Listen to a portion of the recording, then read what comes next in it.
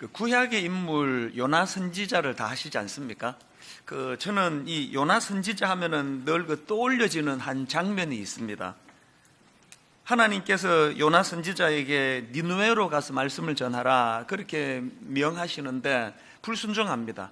그래서 이제 정반대편에 있는 다시스를 향해 가지고 이제 도망을 가는 과정에서 자기가 타고 있던 배가 태풍을 만나 가지고 이제 죽을 고생하는 그 과정을 겪는데요. 제 머릿속에 떠오르는 그 장면이 뭐냐 하니까 그 과정에서 나온 말씀입니다. 요나서 1장 6절. 선장이 그에게 가서 이르되 자는 자여 어찌함이냐, 일어나서 내 하나님께 구하라. 혹시 하나님이 우리를 생각하사 망하지 아니하게 하시리라 하니라. 지금 여기 나오는 이 선장은 요즘으로 치면 그 예수 안 믿는 세상 사람입니다. 지금 하나님 안 믿는 세상 사람이 선지자를 향하여 자고 있느냐고 막 이렇게 꾸지람하고 있는 이게 왜 종종 제 머릿속에 떠올려질까요? 이게 딱 오늘 우리 한국교회 또 저 같은 목회자들의 참 초라한 모습 아니겠습니까?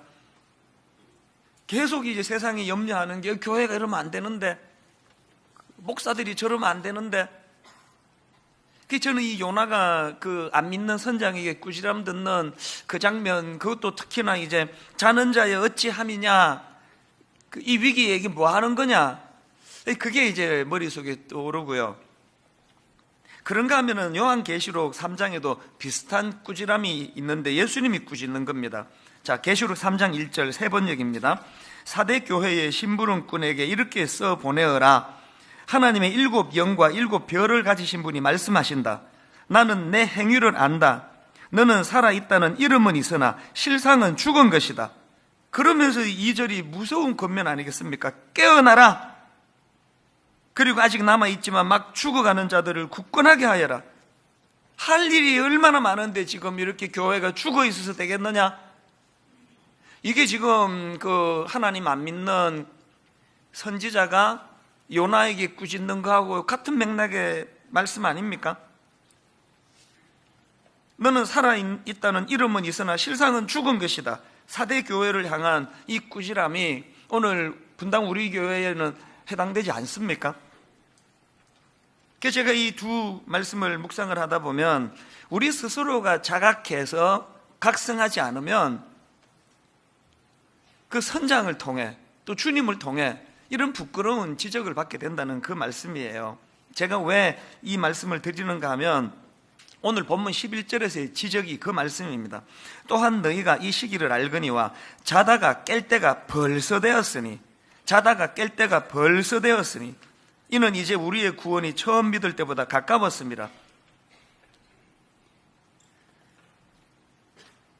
이 본문 말씀을 쭉 이제 묵상을 하면서 이 경고의 말씀을 심각하게 우리 하나님의 말씀으로 받고 이제 이것을 점검해야 되겠다 생각을 해보니까요, 여기 나와 있는 경고의 말씀이 대략 2가지로 정리가 되더라고요. 하나는 지금은 각성할 때임을 자각하라는 거예요. 그런가 하면 또 하나가 뭡니까? 꼭 머리에 있으면 자각하지 말고 진짜 자각이 일어났다면 그 자각에 걸맞는 삶과 행동의 변화가 뒤따라야 된다. 딱 이 2가지예요, 이 경고의 말씀이. 그래서 오늘 이 부분을 좀 살펴보려고 하는데요. 자, 여러분, 오늘 본문을 통해 주시는 2가지 경고의 말씀 중에서 첫 번째가 뭐라 그랬습니까? 지금은 위기의식을 가지고 각성할 때라는 겁니다. 방금 읽은 11절에 나오는 너희가 이 시기를 알거니와 자다가 깰 때가 벌써 되었으니, 여기 나오는 이 자다가 깰 때가 됐다는 이 말씀이 전제하는 게 뭡니까? 지금은 잠들기 쉬운 어둡고 타락한 시대를 너희들이 살고 있다는 거 아닙니까? 방심하면은 잠에 빠질 수 있다는 거 아닙니까? 잠자는 사람의 특징이 뭐예요? 자기가 자고 있다는 걸 모른다는 거예요. 데살로니가 전서 5장 5절에서도 비슷한 경고가 나옵니다. 너희는 다 빛의 아들이요 낮의 아들이라. 우리가 밤이나 어둠에 속하지 아니하나니 그러므로 우리는 다른 이들과 같이 자지 말고 오직 깨어 정신을 차릴지라. 이런 면에서 보면은 오늘 본문 11절 말씀의 경고는요, 로마서 12장 2절에서의 큰 틀에서의 전제, 너희는 이 세대를 본받지 말고 오직 마음을 새롭게 함으로 변화를 받아 하나님의 선하시고 기뻐하시고 온전하신 뜻이 무엇인지 분별하도록 하라. 잠들어 있는 사람은 자기가 자고 있다는 걸 인식하지 못하고요, 타락한 사람은 자기가 타락했다는 걸 인식하지 못합니다. 조금 예민하신 분은 벌써 눈치를 채우고 계시더라고요. 제가 살이 좀 빠졌거든요. 턱선이 살아나고요, 놀랍게도 배가 줄었어요. 뱃살이. 그 어떻게 했느냐, 제가 그동안에 잘못된 이 식생활 습관을 반성하고 이제 두 가지를 안 먹었습니다. 밀가루 음식을 싹 끊었고 100% 끊었거든요. 저는 면이라는 면 종류는 다 좋아하는 사람인데 한 달 반 가까이 싹 끊었고요. 그 다음에 또 끊은 게 당입니다. 당. 그리고는 이제 그 단백질을 많이 먹으려고 애를 써가지고 이제 그 두유를 박스로 사다 놓고 이제 제가 두유도 많이 먹고 그렇게 애를 쓰고 있는데요, 그 과정에서 제가 정말 놀라운 사실을 하나 깨달았는데요, 지금 우리가 사 먹는 모든 음식에는 당이 다 들어 있습니다. 제가 두유를 사려고 보니까 그 권하더라고요. 무가당, 무설탕 두유를 마셔야 된다는 겁니다. 그래서 내가 그 슈퍼에 가가지고 다 뒤졌는데 놀랍게도 무설탕 두유는 아예 전시도 안 돼 있습니다. 왜 안 돼 있을까요? 사람들은 그 맛도 없는 무설탕 우유를 안 찾기 때문에 설탕 들어있는 달달한 두유만 찾기 때문에, 그래서 할 수 없이 제가 인터넷으로 주문해가지고 막 이 박스로 집에 쌓아놓고 지금 그거를 무가당 무설탕 두유를 이제 마시고 있거든요. 그 한창 이제 그 무설탕 두유를 제가 마시다가 한 번은 이제 우리 아들 어디 데려다 줄 때가 있어서 이제 차를 타고 가는데 이 녀석이 자기가 마시려고 이제 설탕 들어있는 그냥 보통 두유죠, 두유를 이제 두고는 그냥 내린 거예요. 그 제가 이제 이거 아까우니까 이거 상할 텐데, 그래서 이제 그 가면서 제가 이제 그 자리에서 두유를 이제 빨대를 꽂아가지고 두유를 마시는데 깜짝 놀랐습니다. 이 달아가지고 못 먹겠더라고요. 너무 단 거예요. 저는 한 번도 두유가 달다는 생각을 해본 적이 없는데요, 무가당 두유만 계속 먹다가 시중에 파는 일반 두유를 마셨더니, 그래서 제가 놀라면서 깨달은 진리가 뭔지 아십니까? 여러분, 이게 지금 뭐 그 팔기 위해서는 타육이 달달하게 그래야 되니까요. 저는 요즘에요, 음료수 100% 끊었습니다. 누가 저를 대접하실 때 가장 큰 대접은 물 한 잔 주시는 게, 물 한 잔. 생수가 제일 맛있고요, 몸에 제일 좋고요. 여러분, 그 밀가루 음식만 끊고 당 종류, 달달한 음료 이것만 끊어도요, 한 달에 5kg 보장합니다. 이 설교가 이상한 쪽으로 흘러가고 있는데, 제가 이 깨달은 게 뭐냐, 이 자극적인 이 음식에 이 혀가 그렇게 길들여져 가지고 그 당은 그 100% 살이거든요. 이게 배 나오게 하는 원인인데, 막 그냥 다이어트 하려고 굶고 막 한 10년 전에 한번 했거든요. 막 생쇼를 다 해가지고 100% 실패죠, 그건. 제가 이번에 깨달은 게 이 나쁘게 길들여진 이것만 바꾸어도 몸은 저절로 그렇게 건강하게 돼 있더라고요. 이게 여러분 이런 그 육신적인 식사 문제만 아닙니까? 영적으로도 마찬가지 아니겠습니까? 제가 이거 비슷한 걸 또 최근에 경험했는데요. 제가 이제 미국으로 이민 딱 가던 애가 1983년, 그러니까 지금부터 이게 뭐 35년 전 아닙니까? 83년도에 이민을 가가지고 맨 처음에 이제 본 영화 몇 편은 처음 봤기 때문에 오래 기억에 남는데요. 그 중에 이제 그 플래시 댄스라고 하는, 그때 뭐 내용도 잘 기억이 안 나고 하는데 이제 어떤 여성이 이제 그 난관 속에서도 막노동하고 그러면서 이제 결국은 꿈을 이루었다, 뭐 그런 내용이었는데요. 한 두석 달 전에 우연히 TV로 이제 그걸 제가 다시 보게 된 거예요. 그래서 제가 그날 굉장히 향수에 빠졌습니다. 그 23살 어린 제 나이의 그 시절이 막 떠올라지고 그랬는데요. 그래서 내가 이 검색을 인터넷으로 하다가 깜짝 놀랐습니다. 그 영화가 그 당시로 19금, 그러니까 요즘으로 말하면 청소년 관람 불가한 거예요. 근데 그걸 이미 새로 다 보고 이제 검색을 했기 때문에 너무 의아한 거예요. 그 영화에서 뭐가 이게 청소년 관람 불가라는 등급을 만들게 했지 이해가 안 되는 거예요. 아마 요새 그거 등급 새로 하면은요, 글쎄 12세가 그것도 안 할지도 몰라요. 조금 전에 우리 그 주일학교 젊은 목사가 나한테 바로 메일이 왔어요. 목사님, 안 그래도 자기가 최근에 무슨 15세 관람가를 봤는데 깜짝 놀랐다고. 그 필요하지도 않은 장면이 여자가 그냥 우퉁훌렁 막 벌써 젖히고 그런 영화가 15세 관람가예요. 83년에 제가 본 플래시 댄스라는 데 그런 장면 하나도 안 나오거든. 이 19금이에요, 19금. 뭘 의미합니까? 그 달달한 거에 내 혀가 이미 익숙하면서도 전혀 인식하지 못하는 거와 마찬가지로 우리 모두가 다 음란하게 짝이 없는 이런 자극적인 문화에 길들여져 있는 거예요. 그런 영화를 15세 그래도 뭐 막 데모하고 항의하는 사람 아무도 없습니다. 이런 것들이 지금 오늘 본문에서 주는 이 경고의 말씀이 얼마나 이게 절실한 건가를 깨닫게 만드는 겁니다. 그래서 누가복음 21장 34절에서도 예수님이 이런 경고를 하시지 않습니까? 너희는 스스로 조심하라. 그렇지 않으면 방탕함과 술 취함과 생활의 염려로 마음이 둔하여지고, 이게 문제 아닙니까? 혀도 둔해지고 마음이 둔하여지고, 처음부터 그렇게 그 수치스러운 부끄러운 자리에 뭐 빠지려고 그랬겠습니까?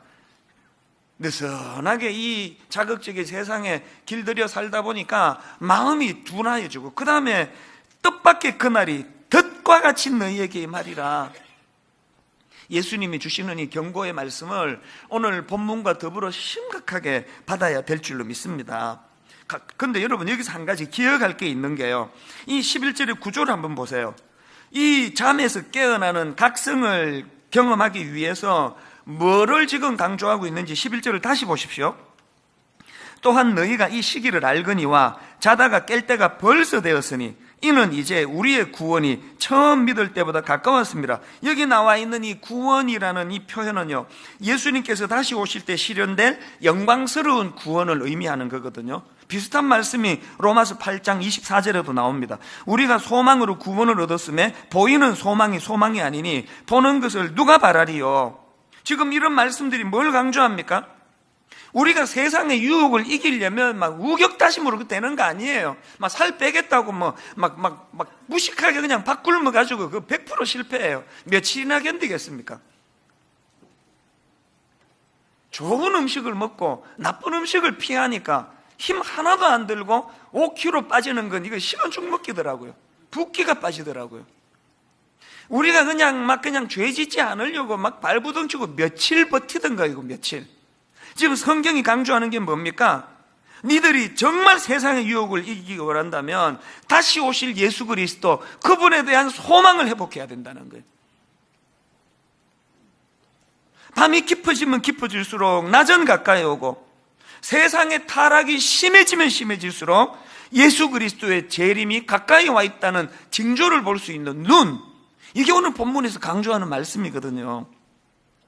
그래서 제가 종종 우리 윗대 어른들이 즐겨 부르던 찬양을 제가 인용해 드리지 않습니까? 찬송가를요. 제가 이 설교를 준비하다가 또 떠올려진 찬송가가 하나 있는데요, 제가 새벽기도 철학기도 같은데 어릴 때 따라갔을 때 보면은 이 찬양은 거의 18번지예요. 얼마나 자주 부르는지. 잠시 세상에 내가 살면서 항상 찬송 부르다가 날이 저물어 오라 하시면 영광 중에 나가리. 그 당시 어른들은요, 보릿고개 막 너무 사는 게 힘들고 고통스러우니까 날마다 다시 오실 주님을 갈망하니까 저런 찬양을 막 즐겨 부르셨던 거 아닙니까? 그분들이 인식하는 세상이 뭐라고요? 그분들이 이 세상의 고통을 이겨낼 수 있는 원동력이 어디서 나온다고요? 이 세상은 잠깐 들렀다 가는 곳이라는 거예요. 영원하지 않다는 거예요. 잠시 세상에 내가 살면서 항상 찬송 부르다. 그 다음 보세요. 날이 저물어 오라 하시면 영광 중에 나아가리. 재림하실 예수 그리스도 이 땅에 다시 오실 때 잠깐 머물다가는 이 세상을 끝내고 영광 중에 나아가리. 이런 소망이 이 세상을 견디게 하는 힘이라고 한다면, 오늘 우리의 유혹을 이기게 만드는 것도 내 어떤 우격다짐이 아니라 이 소망 아닙니까? 이 소망. 2절도 마찬가지예요. 눈물 골짜기 더듬으면서 나의 갈 길 다 간 후에 주의 품 안에 내가 안기어 영원토록 살리로다. 4절도요. 한숨 가시고 죽음 없는 날 사모하며 기다리니 내가 그리던 주를 배울 때 나의 기쁨 넘치리라. 이 가사들이 하나같이 노래하는 게 뭡니까? 이 땅은 영원한 거 아니다. 고통도 네가 누리는 수많은 부귀영화도 그 잠깐 있다가 없어지는 거니까 이런 데 집착하지 말고 오실 예수 그리스도, 늘 단장한 신부처럼 그분을 기다려야 되는 거 아니냐, 그 말씀이거든요. 오늘 이 말씀을 통해 우리 안에 이 세상의 유혹을 이겨낼 수 있는 원동력인 예수님을 의지하고 자각이 회복이 되는 저와 여러분 되시기를 바랍니다. 그런가 하면은 두 번째 경고가 뭡니까? 그 각성에 걸맞는 삶의 변화가 있어야 한다는 거예요. 12절부터 자세히 한번 보십시오.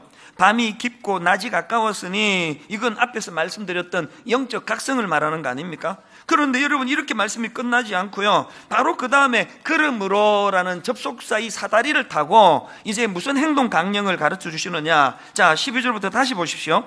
밤이 깊고 낮이 가까웠으니 그러므로 우리가 어둠의 일을 벗고 빛의 갑옷을 입자.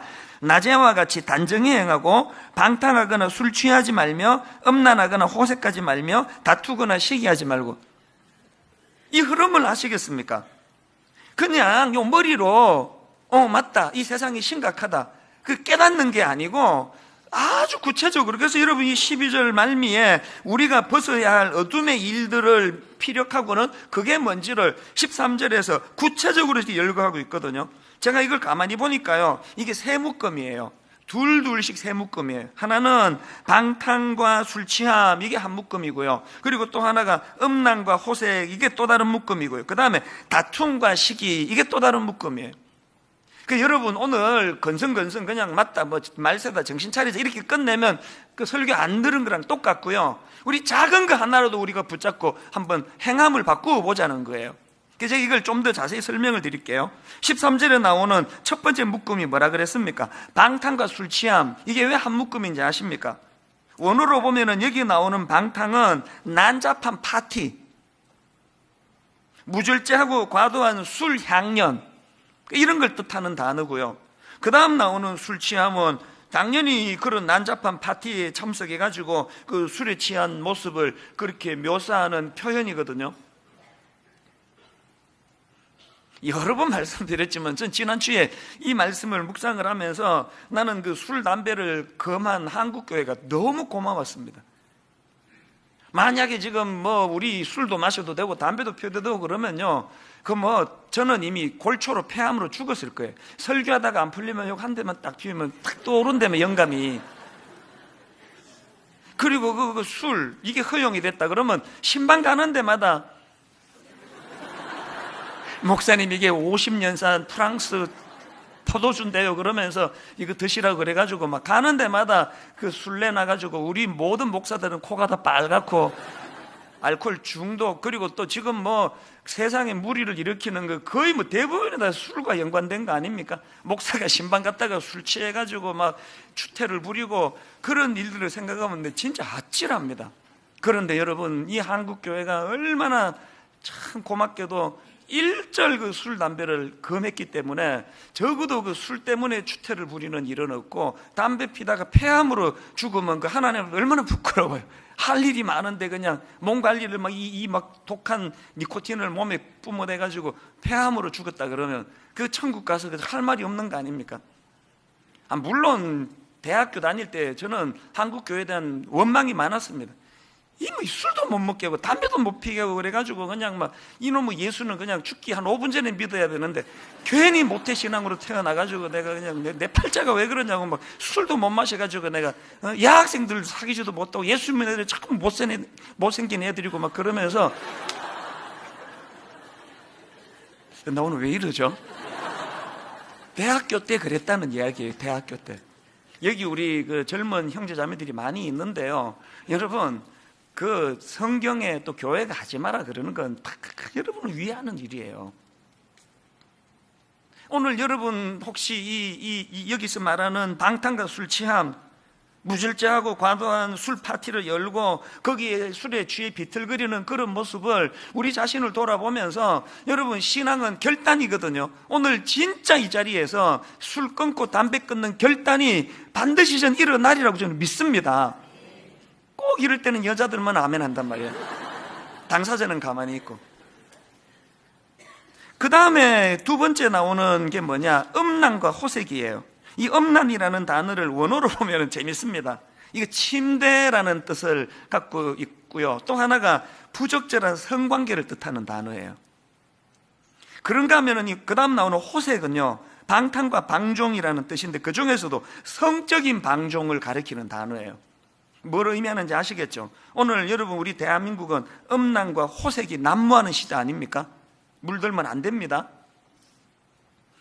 마지막 나오는 세 번째 묶음은 다툼과 시기예요. 다툼은 우리말과 통용되는 그대로고요. 여기 나오는 시기라는 단어가 또 재밌습니다. 원어로 보면 이 시기는 열심이라는 뜻도 있고 또 시기, 질투 이런 뜻을 갖고 있는 의미예요. 이게 참 묘한 거 아닙니까? 우리가 누구를 시기하고 질투하는데 얼마나 열심입니까? 여기 나오는 다툼과 시기라는 이 단어는요, 자기의 유익을 도모하기 위해 남을 해하는데 열심을 다하는 거. 참 그것 때문에 상처받는 분도 많고요, 상처 주는 사람은 더 많은 게 대한민국 아닙니까? 조금만 앞서면 그냥 그 시기와 질투에 열심을 다해가지고 없는 말도 만들어내고 깎아내리고. 그래서 이 13절에서 우리가 행동으로 변화돼야 되는 새 묶음, 6 단어가 주는 의미를 정리해 보면은, 예수 믿는 우리는 과도한 음주 생활 이거 안 됩니다. 술 취해가지고 그렇게 통제되지 않는 삶 끊으셔야 됩니다. 그런가 하면은 두 번째, 방탕한 성적인 이런 타락 그거 안 됩니다. 마지막으로 시기심에 기인한 분쟁과 다툼 끊으셔야 됩니다. 그런데 여러분, 여기서 13절을 다시 한번 보십시오. 이렇게 이제 뒤에 나오는 방탕하거나 술 취하지 말며, 음란하거나 호색하지 말며, 다투거나 시기하지 말고, 이것들을 쭉 열거했던 걸 앞에서 사실은 한 문장으로 지금 여기에 정리해 놨는데, 그게 뭐냐? 13절 맨 앞에 보십시오. 낮에와 같이 단정히 행하고. 여러분, 우리가 이 어두운 때에 정신 똑바로 차리고 그런 어떤 방탕한 생활을 청산하는 걸 한마디로 단정히 행하고, 그래서 제가 원어로 이 단정히 행한다는 사전과 자료를 많이 찾아봤는데요, 감동을 받은 한 구절이, 눈길이 가는 한 구절이 있었습니다. 여기 나오는 단정히 행한다는 말은 적합하게 행하는 거, 합당하게 행하는 거, 제 눈에 들어온 설명, 이걸 품위 있게 행하는 거, 이게 단정히 행한다는 뜻이래요. 저는 여러분 정말 품위 있는 목사가 되고 싶습니다. 근위주의에 쩔어가지고 주의종 그냥 떠들어대지만 아무도 그 주의 종으로 인정하기 어려운 품위 없는 그런 목사가 되기보다는 나 좀 믿어달라, 나 또 리더십을 인정해달라 그렇게 떠들지 않아도 제 행위에서 품위가 나타나는, 신사적이고 품위 있는. 근데 여러분, 우리 하나님은 제게 바로 제 곁에 계시는 아빠, 아버지예요. 그래서 제가 이 품위에 대해서 계속 생각을 하는데, 바로 지난 목요일로 기억하는데요, 집사님, 후배 집사님이 오랜만에 저를 찾아왔습니다. 이런저런 이야기를 나누는데, 오늘 설교역이 끊이지도 않았는데 이분이 뭐라고 얘기하는가 하니까, 여러분 구글 회사 다 아시잖아요. 이분이 구글 창업할 때 얘기를 저한테 해주는데요, 구글이라는 회사가 창업하면서 내세운 기업 모토가 뭔지 아십니까? 저도 사실은 잘 몰랐습니다. 구글이 창업하면서 내세운 기업 모토가 Don't be evil, 우리말로 사악해지지 말자. 이게 굉장히 독특한 거 아닙니까? 회사가 돈 많이 벌자 이런 걸 해야 되는데 사악해지지 말자. 그리고 후배 집사님이 가자마자 궁금해가지고 제가 그걸 검색을 해봤더니요, 거기에 제가 참 감동이 되는 부분이 있더라고요. 왜 회사를 창립하면서 사악해지지 말자 이런 표어를 만들었나 했더니요, 이렇게 답이 나와 있더라고요. 회사를 창립하면서 나쁜 짓 하지 않고도 돈을 벌 수 있다는 걸 보여주자, 그런 뜻으로 만든 게 Don't be evil. 사악해지지 말자는 거예요. 그리고 또 그 검색한 거기 보니까 최근에 그 기업 모토를 바꿨대요. 그 사악해지지 말자에서 어떻게 바꾸냐 하니까 Do the right thing. 똑바로 살아라. 왜 이렇게 바꾸냐 하니까 그동안에는 이게 좀 소극적으로 사악해지지 말자. 이게 좀 소극적인 표현이라면 이제 더 적극적으로 똑바로 살아라. 똑바로 살자. Do the right thing. 그렇게 정했다는 거예요. 물론 이 구글이라는 회사 전 잘 모르고요. 또 보는 각도에 따라 평가가 다 다르겠지만 저는 지금 이 창업을 하면서 내세운 기업 모토 이거를 제가 오늘 본문을 가지고 묵상하다가 보니까 이게 참 교회도 이런 슬로건을 좀 만들면 좋겠다 그런 생각이 드는 거예요. 왜? 이게 지금 성경이 말하는 품이 있는 크리스천 아닙니까? 저는 우리 대한민국 맨날 누가 갑질을 했다, 딸이 갑질을 했다, 또 딸이 갑질을 했다, 또 엄마가 갑질을 했다 이런 기사만 남아있죠. 저 진짜 믿습니다. 알려지지 않았지만 바로 이런 정신을 가지고 사악해지지 말자, 또 똑바로 살자 그런 정신을 가지고 회사하는 많은 분들이 계시다고 저는 확신합니다. 오늘 여기 회사 하시는 분들요, 여러분 이런 걸 구호 만들어 외치지 않아도 적어도 예수 믿는 우리 아까 그 원어가 뭐라 그랬습니까?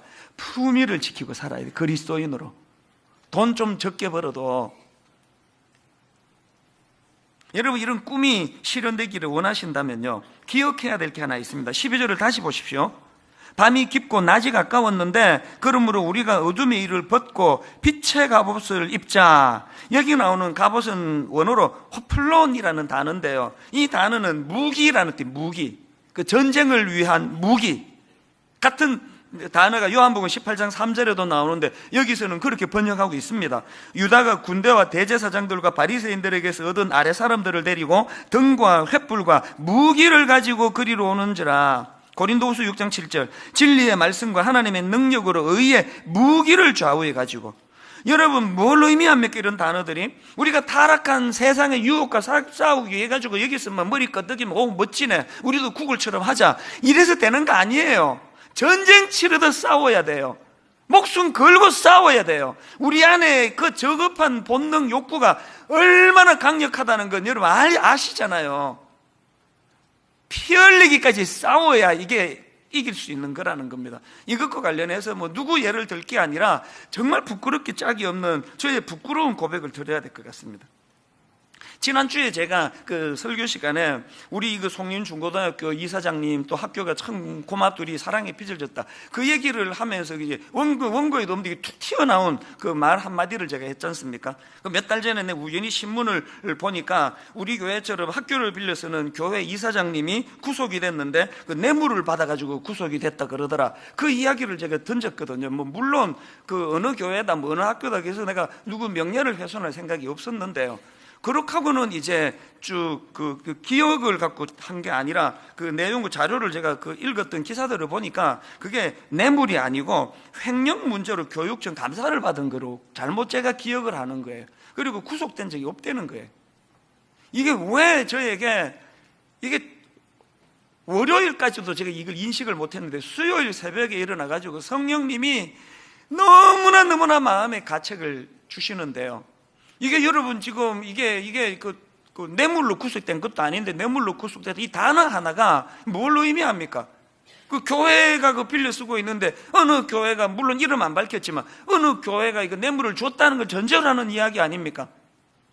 이게 있지도 않은 사실도 아닌데 그 수요일 날 막 너무 마음에 가책이 밀려오는 겁니다.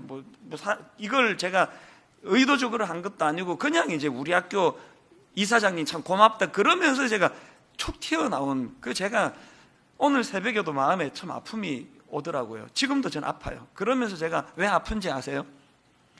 품위를 지키기가 이렇게 힘든 거구나. 이게 정말 이게 그냥 계속 설교를 하다 보니까 이런 우를 범하기가 쉬운 거 아닙니까? 그냥 툭 나온 거거든요. 그게 저의 이 부끄러운 고백을 여러분께 왜 드러내는지 아십니까? 당연히 잘못된 생각을 교정해 드리고 싶고요. 지금 우리나라에 우리처럼 학교를 빌려서는 교회들이 얼마나 많은데, 그런 교회들이 오해를, 저 때문에 있지도 않은 오해를 받는 건, 그건 너무 저에게 그 두려운 일 아니겠습니까? 그리고 또 목사인 제가 이런 고백을 하는 게 뭘 의미합니까? 만만치 않은 싸움이라는 거예요. 그렇기 때문에 여러분, 오늘 저는 이 본문 말씀에서 우리 이 성화의 측면, 이거를 저는 발견하는데요. 자, 12절과 14절을 보십시오. 그러므로 우리가 어둠의 일을 벗고 빛의 갑옷을 입자. 14절에 오직 주 예수 그리스도로 옷 입고, 여기에 지금 어둠의 일을 벗고 그 다음에 예수 그리스도로 옷 입고라는, 이게 성화의 두 측면을 설명할 수 있는 단어예요. 성화가 뭔지 아십니까? 성화는 첫째, 죄의 옷을 벗어버리는 거예요. 죄의 옷을 벗어버린다는 게 뭘 말합니까? 자신의 죄를 죽이는 게 그게 성화예요. 그런가 하면은 두 번째로, 성화는 예수 그리스도의 옷을 입는 것이다. 무슨 말입니까?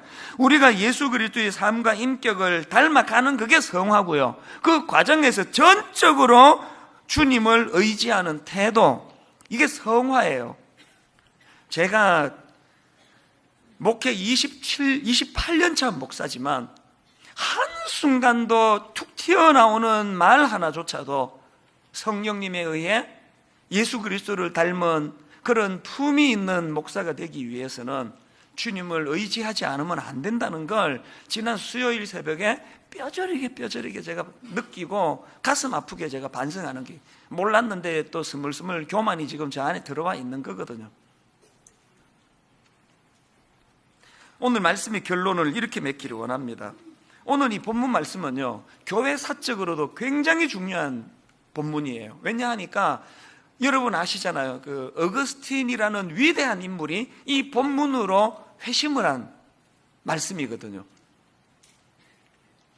어거스틴이 얼마나 방탕한 생활을 했는지 다 아시지 않습니까? 성적으로 또 명예 막 이런데 그 노예로 살아갔다고 할 만큼 방탕한 그였지만, 그가 이제 하나님의 사람으로 회심하는 과정이 오늘 본문이에요. 본문 말씀이에요. 어느 날 정원을 거닐고 있는데 어린아이들이 놀면서 막 이런 이제 노랫말이 들리는 거예요. 집어서 읽어라, 집어서 읽어라, 톨레 레게. 그래서 이제 그 말에 끌려가지고 성경을 펴서 읽은 게 오늘 본문이고, 이것 때문에 그가 회심했다고 알려져 있는데요. 대부분의 사람들이 아는 건 여기까지고요. 지난주에 제가 그 책을 읽다가 새로운 그 자료를 제가 봤는데요. 당사자인 어거스틴이 그 회심하는 과정을 스스로 기록한 그 내용이 있더라고요. 한번 들어보십시오. 본인이 이렇게 지금 기록하고 있습니다. 이었고 나는 어떤 무화과나무 아래 주저앉았다. 그리고 눈물을 펑펑 쏟았다. 그때 나는 대충 다음과 같은 말을 연거푸 외쳤다. 주여, 언제까지니까? 언제까지 나에게 분노하시겠나이까? 제발 지난 죄를 우리에게 대하여 기억하지 마옵소서. 그 죄들이 한꺼번에 나를 짓눌러 대는 것 같았다. 왜 지금이 아닙니까? 어찌하여 지금 당장 나의 부정함이 끝날 수가 없습니까? 이렇게 외치며, 그 다음 들어보세요. 내 마음은 가장 비통한 참회를 하면서 울었다. 그 다음 내용이 여러분 다 아시는 내용이에요. 그때 뜻밖의 이웃집에서 들려오는 소리가 있었다. 소년인지 소녀인지 분간치는 못했지만 반복하면서 이런 노래를 불렀다. 집어서 읽어라, 집어서 읽어라, 톨레 레게. 나의 얼굴은 즉시 변했다. 아이들이 저런 말로 노래를 부르면서 놀이를 하는 것은 흔한 일이 아니라고 생각했다. 그러고 펼쳐던 게 성경이래요.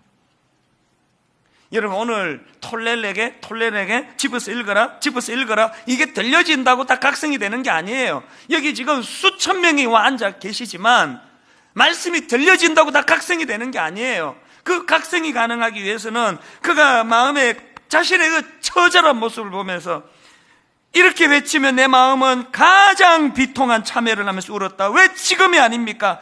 어찌하여 지금 당장 나의 부정함이 끝날 수가 없습니까? 그 자신의 그 초라한 모습, 누가 자기를 뭐라고 대단한 사람이라고 떠받들든 인정하든 상관없이 요 속마음 하나 다스리지 못하는 자기를 초라하게 들여다보는 그 처절한 눈물이 톨레레게 집어서 읽어라가 인생을 바꾸는 에너지로 연결시켜 준다는 사실이에요. 오늘 저는 우리 성도님들 중에 어거스틴처럼 인생의 변화가 일어나는 사건이 이 말씀으로 일어날 줄로 믿습니다. 우리 이 찬양 한번 같이 불러보시겠습니까?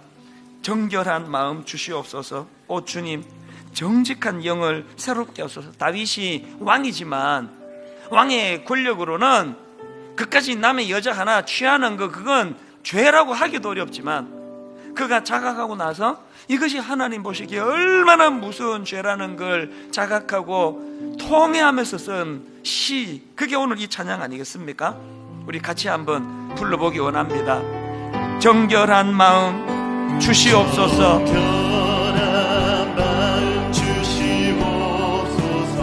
오 주님,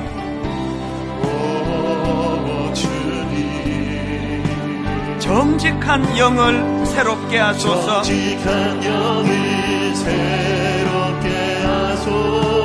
우리 다시 한번 정결한 마음 주시옵소서.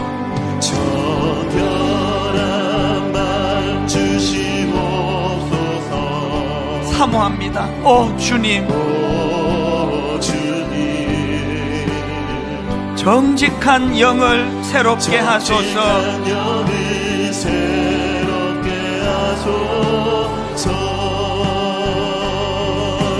나를 주님 앞에서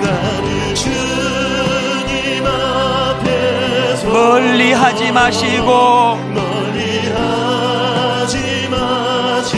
주의 성령을 거두지 마옵소서.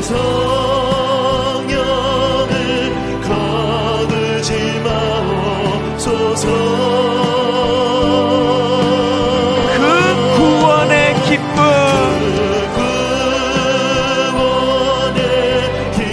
다시 회복시키시고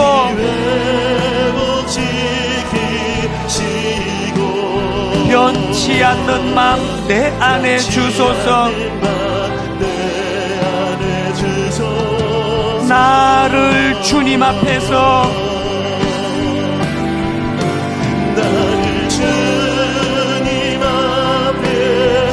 멀리 하지 마시고 주의 성령을 거두지 마옵소서.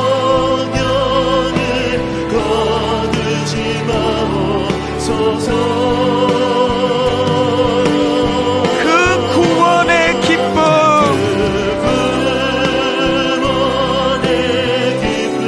다시 회복시키시고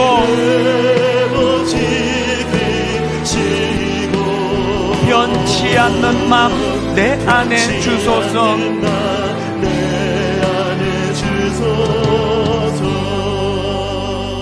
아까 제가 앞에서 말씀드렸죠. 잠든 사람은 자기가 자는 걸 몰라요. 영적으로 잠든 사람은 자기가 잠들었다는 걸 모릅니다.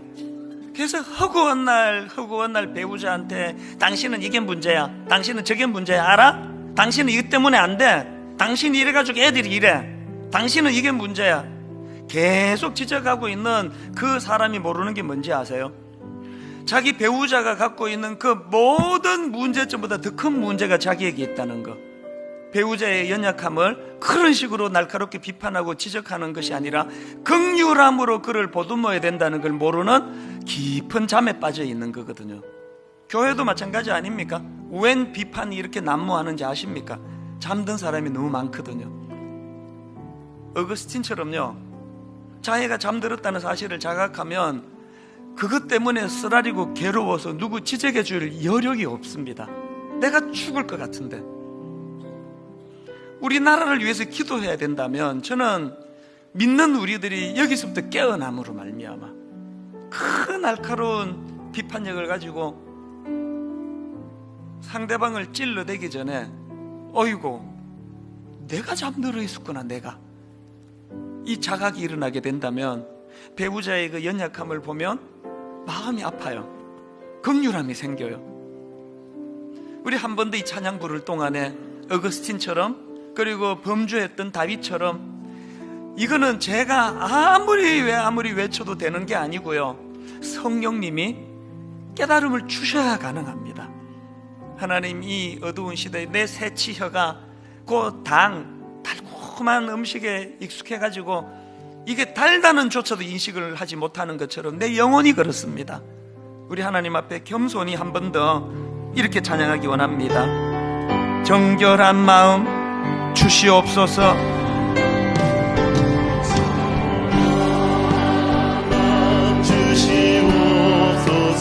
오 주님,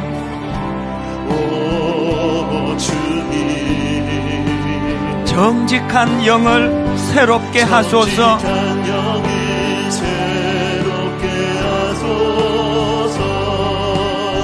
간절히 구합니다.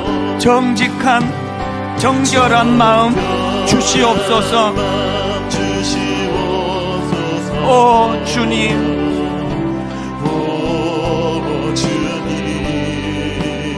정직한 영을 새롭게 하소서.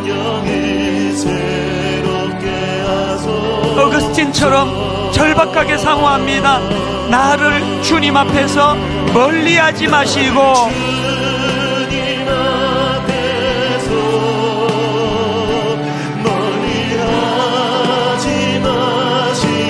주의 성령을 거두지 마옵소서.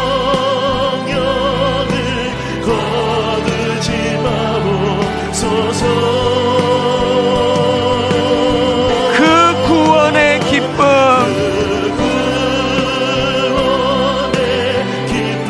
다시 회복시키시고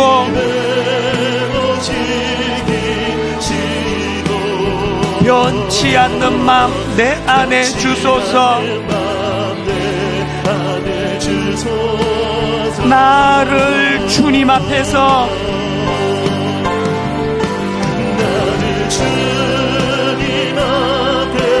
멀리하지 마시고 주의 성령을 거두지 마옵소서.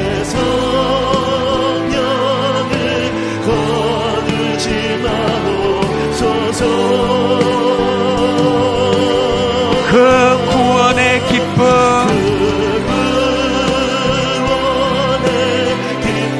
다시 회복시키시고 변치 않는 맘 내 안에 주소서. 변치 않는 맘 내 안에 주소서. 여러분, 제가 고백했듯이 어마어마한 타락은 아니라 할지라도 주변에 사람에게 상처를 주고도 그것조차도 인식하지 못하는 목사인 저조차도 그렇고, 하나님 내 배우자에게, 내 교회에서 하나 오늘 이 타락한 시대에 나도 모르게 잠에 취해 있는 나를 발견합니다. 어거스틴처럼 울면서 주님, 이대로 어떻게 이렇게 사는 게 가능하겠습니까? 그때 톨레레게 집어서 읽어라. 오늘이 그날이 되기를 원합니다. 우리 같이 기도할 때 하나님 내 가정을 살려주시고 이 나라를 살려주시는데 그 첫 출발은 내가 자각하는 겁니다. 잠들어 있는 나를 발견하고 주님 앞에 회개하기 원합니다. 통성으로 같이 기도하시겠습니다. 살아계신 하나님 아버지, 오늘 시간 오직 주님의 은혜만을 구합니다. 아버지 하나님, 잠들어 있는 저희들을 깨워주시기를 원합니다. 아버지 하나님, 주님 앞에 연약해 있는 모습들을 보게 해주시고 오직 은혜를 구할 수밖에 없는 이 책임을 깨닫게 해주시옵시고, 하나님 어거스틴에게 허락하셨던 그 은혜를 오늘 이 시간 우리에게 허락하여 주시옵소서. 하나님을 믿는 그리스도인이라면 우리 주에게도 아버지 그 막연한 은혜를 오늘 이 시간 우리에게 허락하여 주시길 원합니다. 하나님, 아버지 하나님, 정말 남들을 향해서 날카롭게 뻗어있는 그 시선이 주님을 향하여 그려지기를 원하고, 아버지 하나님의 그 은혜가 우리 가운데 얼마나 크게 부어져 있는지를 발견하는 감격이 있게 해주시고, 우리의 연약함을 주님 앞에 들고 나아가 주님의 은혜를 구하는 자리로 저희들이 설 수 있도록 주님 인도해주시길 원합니다. 우리의 가정을 주님 살려주시옵소서. 하나님이 나라와 이 민족을 불쌍히 여겨주시옵소서. 아버지 하나님, 이 땅의 교회들을 주님 불쌍히 여겨주시길 원합니다. 아버지 하나님, 그 은혜를 회복시켜주시길 원합니다. 구원의 감격을 회복시키시고 정직한 자를 새롭게 해주시옵시며 그 은혜가 살아있는 아버지 하나님 역사를 허락하여 주시옵소서. 하나님 아버지, 이 시대가 얼마나 혼미하고 혼탁한지 우리도 모르게 그 달콤한 당에 내 혀가 거기 익숙해져 있는 것처럼 오늘 음란하고 간팍하고 모든 책임을 남에게다 돌리기 좋아하는 아버지 시대를 그대로 닮아간 우리 자신을 자각조차 못하고 있었습니다. 하나님, 어거스틴처럼 비통하고 참회하는 마음으로 울면서 지금 당장 나의 부정함을 끝낼 수가 없습니다라고 고백했던 그 눈물 속에 집어서 읽어라 톨레에게 그를 변화시킨 말씀의 능력이 나타났던 것처럼 오늘 다름 아닌 나 자신을 돌아보며 아버지 잠에서 깨어나는 은혜를 또 사건을 허락하여 주시옵소서. 지방선거를 앞두고 있는데 하나님, 이런 자각과 깨달음이 있는 지도자들이 이곳저곳에서 우후죽순처럼 일어나는 계기가 되도록 이 선거를 인도하여 주시옵소서. 감사드리옵고 예수님 이름으로 기도드립니다. 아멘. 우리 자리에서 일어나셔서 찬송가 348장 우리 1절 우리 손뼉 치면서 기뻐하면서 함께 찬양합니다. 마귀들과 싸울지라 죄악 벗은 형제여, 담대하게 싸울지라 저기 악한 적병과 심판날과 멸망에 난 내가 섰는 눈앞에 또 다가오리라. 영광 할렐루야, 영광 할렐루야, 영광 할렐루야, 곧 승리하리라. 하나님, 이번 한 주간도 오늘 말씀이 주는 깨달음을 가지고 사는 자답게 한 주간 깨어 이 시대를 바라보며 또 승리하는 한 주간 되게 하여 주시옵소서.